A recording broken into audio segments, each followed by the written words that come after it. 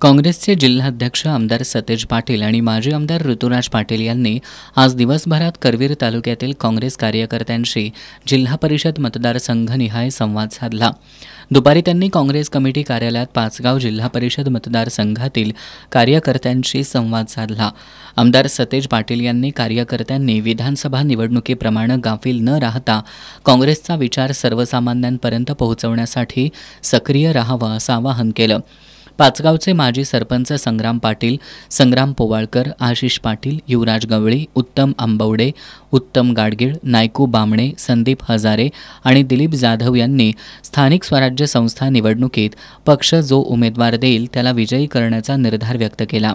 बैठकीला गोकुळचे संचालक बाबासाहेब चौगुले, प्रकाश पाटील, जिल्हा परिषदेचे माजी उपाध्यक्ष शशिकांत खोत यांच्यासह पाचगाव जिल्हा परिषद मतदारसंघातील काँग्रेसचे पदाधिकारी आणि कार्यकर्ते मोठ्या संख्येने उपस्थित होते।